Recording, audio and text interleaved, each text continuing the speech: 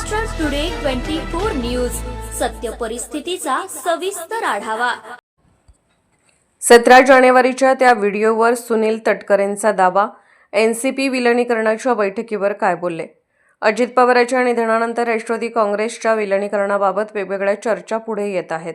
खुद्द शरद पवारांनीच दोन्ही राष्ट्रवादी एकत्र येण्याच्या चर्चेवर भाष्य करत अजित पवार आणि जयंत पाटील यांच्यात चर्चा सुरू होती। या चर्चेला अंतिम स्वरूप आले होते। 12 फेब्रुवारीला याची घोषणाही होणार होती असा खुलासा केला। मात्र अजित पवारांच्या अपघाताने यात खंड पडला आहे असं ते म्हणाले।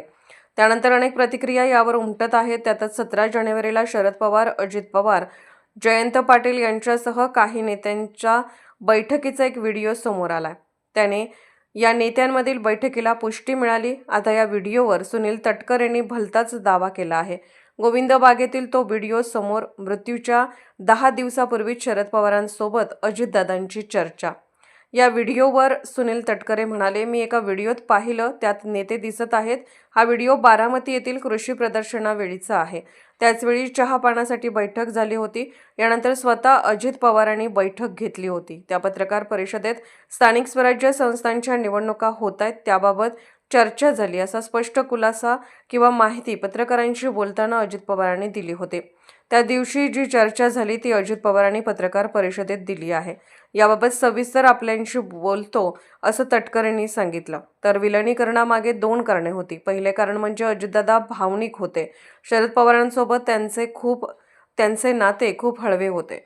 शरद पवारांच्या डोळ्यादेखत दोन्ही राष्ट्रवादी एकत्र करायची अशी भावना अजितदादांनी व्यक्त केली होती। त्याशिवाय दोन्ही राष्ट्रवादी विभागल्यामुळे मतांच्या विभाजनाचा तोटा पाहून एकत्र ताकद वाढवायची याबाबत दोन्ही बाजूने सकारात्मक होते। मात्र आता अजितदादा नाहीत। ते असते तर त्यांनी विलिनीकरणाचा निर्णय घेतला असता। काय काय करायचे हे ठरले होते। आता त्या बैठकीतला व्हिडिओ आला आहे। त्यात अजितदादांसोबत चर्चा झाली की नाही याचे सत्य समोर आले आहे, असा दावा शरद पवारांच्या राष्ट्रवादीचे प्रदेशाध्यक्ष शशिकांत शिंदे यांनी केला। महाराष्ट्र टुडे मराठीसाठी ब्युरो रिपोर्ट, मुंबई। ही देवगिरी बंगल्यावरती पार पडते, काय सांगाल? शांतता। राष्ट्रवादी काँग्रेस पक्षाच्या प्रमुख नेत्यांची बैठक त्या ठिकाणी पार पडली।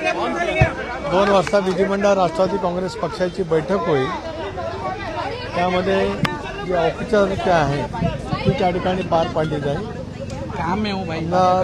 जनतेची भावना या लक्षामध्ये घेता सुनेत्राबाई पवार यांची निवड त्या ठिकाणी अपेक्षित आहे। ते झाल्याच्या नंतर विधिमंडळ राष्ट्रवादी काँग्रेस पक्षाचं एक जे अधिकृत पत्र आहे प्रदेशाध्यक्ष म्हणून ते देण्यासाठी आम्ही सर्व वरिष्ठ सहकारी माननीय मुख्यमंत्री महोदयांची भेट घेऊ आणि मग त्यानंतर बाकीचं मुख्यमंत्री महोदय त्या संदर्भातला निर्णय त्या ठिकाणी घेतील। एक भाग राष्ट्रवादी काँग्रेस पक्षाच्या वतीने आमचे नेते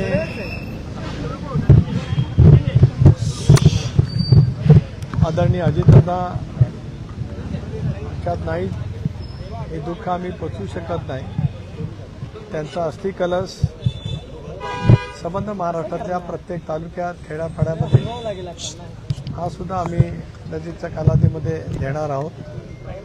महाराष्ट्र आपला मानून महाराष्ट्राला गतिमान विकासानं भूक करण्याचं त्यांचं नेतृत्व हे विलक्षण पद्धतीचं राहिलं। झपाटल्यासारखं काम करत संबंध महाराष्ट्राला दादांनी जी सेवा दिली त्यामुळे तो अस्थिकलश महाराष्ट्राच्या संबंध तालुक्यामध्ये पक्षाच्या माध्यमातून त्या ठिकाणी देण्यात येणार आहे। एक भाग असा आहे की मी आज एक व्हिडिओ पाहिला।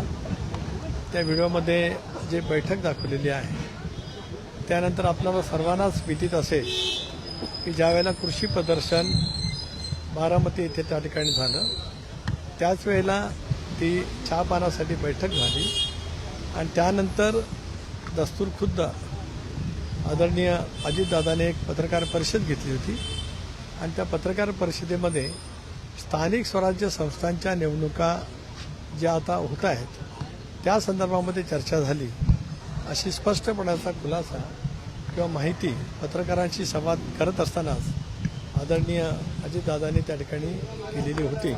हे आपल्याला सर्वांनाच ते विदित त्या ठिकाणी आहे.